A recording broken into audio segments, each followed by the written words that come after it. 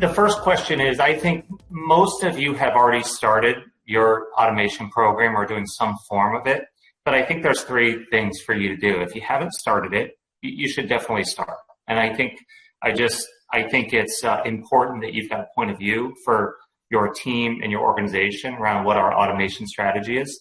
If you have started it and you find things that are working, think about how you scale it. We have a lot of stories where it's actually one of the most exciting things I see is when I see a tax person leading an automation strategy across finance and controllership, which includes tax, because we see tax really step up and embrace some of these techniques.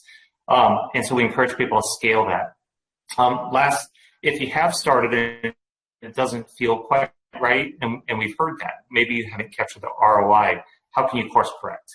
And so there's three sort of bullets on here that I would talk about, I would challenge you to think about, but practice your why statement. And that's sort of like, why are we doing this? What are we trying to accomplish? And are we getting there? And I think if not, like, I'm a big fan of the pivot, and I'm a big fan of pivoting when you need to, as long as it aligns to your North Star or your strategy, or if you need to pivot even your North Star, just constantly challenge yourself. And do we have the right program? Are we achieving the results? Second, you're always going to have a mix of people that are across the spectrum. Some are going to jump in really fast and have a lot of success. Some are just not. And that's okay. Really focus on those early adopters, share what they're doing, celebrate their success, figure out how to scale it within your culture or organization strategy. Like, how can we share what's happening? Like, I personally love it when I get recognition. I think your people love it. It's a great way to help you scale that. Lastly, there's a bigger discussion that we often are having around skills, and the skills you needed yesterday or even today may not match with the skills you need for tomorrow. So we're increasingly see organizations step back and say, let's evaluate the skill sets and maybe look out 2 years. What are the skill sets we think are really going to be needed?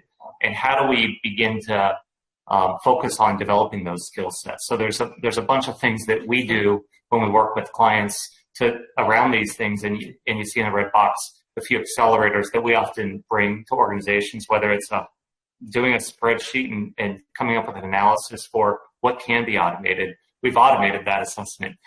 Virtual Digital Academy, these are fingers on the keyboard. One of the most powerful things we continue to see is when people just get started and are trying it, and they say, wow, this isn't actually so hard.